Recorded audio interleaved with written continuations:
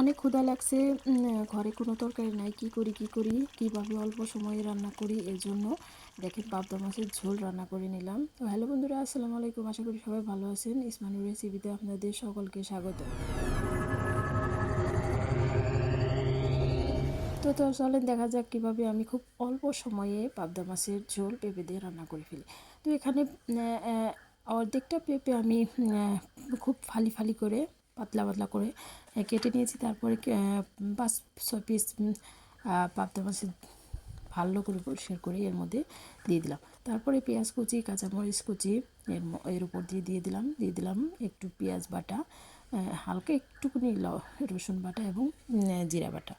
তারপরে দিয়ে দিলাম একটু আদা বাটা, তারপরে সামান্য একটু মরিচ বাটা এবং দিয়ে দিলাম 2 চামচ লবণ।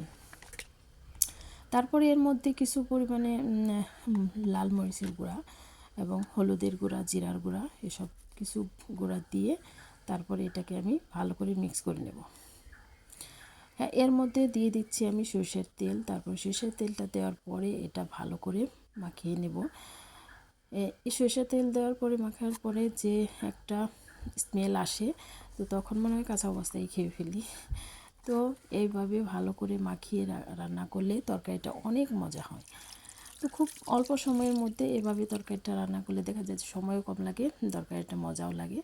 আচ্ছা, এখন কিছু অল্প পরিমাণে পানি দিয়ে এটাকে আমি বসিয়ে দেবো চুলায়। এই তো দেখেন বলক এসে গেছে। তো এটাকে আমি আবারই ঢাকনা দিয়ে ঢেকে ভালো করে জাল করে নেব। এর মধ্যে বলে রাখি, আমার রান্নার ভিডিও যদি ভালো লেগে থাকে অবশ্যই আমার পাশে থেকে ফলো দিয়ে রাখবেন, ফেসবুক থেকে দেখে থাকলে এবং ইউটিউব থেকে দেখে থাকলে চ্যানেলটি সাবস্ক্রাইব করে দেবেন এবং একটি লাইক কমেন্ট করে আমার কাজের গতি বাড়িয়ে দেবেন। তো এভাবে দেখেন রান্নাটা খুব অল্প সময়ে, আপনি যদি চান যে রান্নাটা আপনি 5 মিনিট বা 6 মিনিটে করে ফেলতে পারবেন, তাও পারবেন। তো এই দেখেন রান্নাটা হয়ে গেছে। তো আমার এই পেঁপে দিয়ে পাবদা মাছের ঝোল কেমন হলো কমেন্টে জানাবেন। ভালো থাকবেন, সুস্থ থাকবেন, আমার পরিবারের জন্য দোয়া করবেন, আমি যাতে নতুন নতুন ভিডিও নিয়ে আপনাদের মাঝে হাজির হতে পারি। তো আল্লাহ হাফেজ।